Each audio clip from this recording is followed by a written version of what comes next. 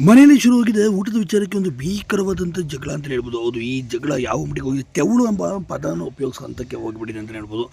ಸದ್ಯ ಊಟವನ್ನು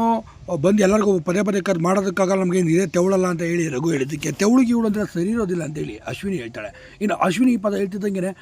ನಾನು ನಿಮ್ಮ ಹತ್ರ ಬಂದು ಮಾತಾಡಿಲ್ಲ, ಪ್ರತಿಯೊಂದಕ್ಕೂ ಬಂದು ಮೂಗು ತೋರಿಸ್ಬಿಟ್ಟು ನಂದಲ್ಲಿ ಇಡ್ಲಿ ಅಂತ ಹೇಳ್ಬಿಟ್ಟು ನೀವು ಬರೋ ಬಂದು ಇಡಬೇಡಿ ಅಂತ ಹೇಳಿ ಅಂದಾಗ ಕರೆಕ್ಟಾಗಿ ಮಾತಾಡಿ ರಘು ಅವ್ರೆ ಅಂತ ಅಶ್ವಿನಿ, ನಾನು ನಿಮಗೆ ಹೇಳೋದೇನ್ರಿ, ನೀವು ಯಾರು ನನಗೆ ಮಾತಾಡೋದಕ್ಕೆ ಅಂತ ಹೇಳಿ ರಘು ಅಶ್ವಿನಿಗೆ ವಾಪಸ್ ಬಿಡ್ತಾನೆ. ಅದೇ ಸಂದರ್ಭದಲ್ಲಿ ರಜತ್ ಇದ್ದವನು, ನನಗೆ ಯಾವಾಗ ಊಟ ತಿನ್ನಬೇಕು ಅಂತ ಅನಿಸುತ್ತೆ, ನನ್ನ ಪ್ಲೇಟೇ ತೆಗೆದಿಡಿ, ನಾನು ಬಂದು ತಿಂತೀನಿ ಅಂತ ಹೇಳಿದಾಗ ಅಶ್ವಿನಿ ಇದ್ದವಳು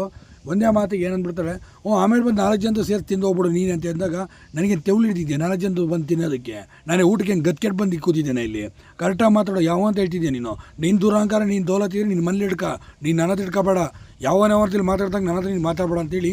ರಜತ್ ನೇರವಾಗಿ ಅಶ್ವಿನಿಗೆ ವಾರ್ನಿಂಗನ್ನೇ ಕೊಡ್ತಾನೆ. ಇನ್ನು ಇದನ್ನು ಕೇಳಿದಂಥ ಅಶ್ವಿನಿ, ನೀನೇನು ತೆವಳಂತ ಯಾಕೆ ಹೇಳಬೇಕು ಅಂತಂದಾಗ, ಇಬ್ಬರು ಏನು ಮಾತಾಡ್ಕೊಂಡು ತೆವಳು ಅಂತ ಹೇಳ್ತಿದ್ದೀರ ಅಂತಂದಾಗ, ನೀನು ಯಾಕೆ ಕಡಿಯುತ್ತೆ, ನಿಂಗೇನಾದ್ರು ಕಡಿತಾ ಇದೆಯಾ ಏನಾದರೂ, ನೀನೇನು ಹೇಳ್ತಿದ್ದೆ ಅಂತೇಳಿ ಪೂರ್ತಿ ಭಾಷೆನೇ ಬೇರೆ ಹಂತಕ್ಕೆ ಹೋಗ್ತಾಯಿದೆ ಅಂತೇಳಿ ಸಹ ಇಲ್ಲಿ